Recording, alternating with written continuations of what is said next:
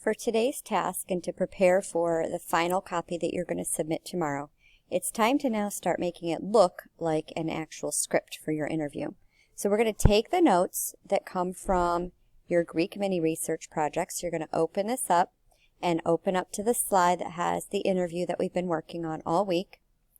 And then you're going to also open up this document that says Final Copy Script. And when you open that up, it has some directions. You're going to put your first and last name. Make sure you space after the colon. Type your first and last name. Make sure you capitalize it. You're going to space after the colon and type your researched character, which should be capitalized. And it says copy and paste from your Greek research presentation. We're going to do two things today. We're going to edit, meaning we're going to look for errors in punctuation, capitalization, grammar, and spelling. And we're going to also revise. We're going to add transitions, look at our vocabulary, vary sentence structure, add some phrases, prepositional and a positive to make our writing sound better. And this is the rubric that is in Google Classroom attached to this document, but I put it here as well. So you're going to move your cursor down just to the next blank space.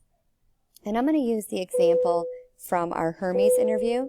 So I'm just going to go to the first box, Control C, or you could do copy this way, and then I'm going to paste it. And then I'm going to leave a space, come back, and copy and paste the response. Control C, Control V. And then I'm going to go back to my document, and I'm going to keep doing that. Copy and paste. And you do not need to indent these paragraphs. A script is a little bit different from like narrative formal writing. So we're going to leave it this way so that we can see who is speaking and what their words are. Okay, and so in the end, you should have 5 of these dialogue exchanges, and then in total 10 separate little paragraphs. Okay, so that's the setup. The next part of this is to go back and proofread it, read it. Does it start with capitals? Did you put periods to show sentence breaks? Did you put question marks at the end of your 5 questions? Okay, that's going to be one of the big punctuation things I'm going to look for. And then you can read it. It should sound kind of like a natural conversation going back and forth. It shouldn't just be question, answer, question, answer. You'll see that the question part has maybe 2 or 3 sentences, and then the response has maybe 4 or 5. Okay, and then you're going to alternate that. So that's kind of what I'm going to be looking for.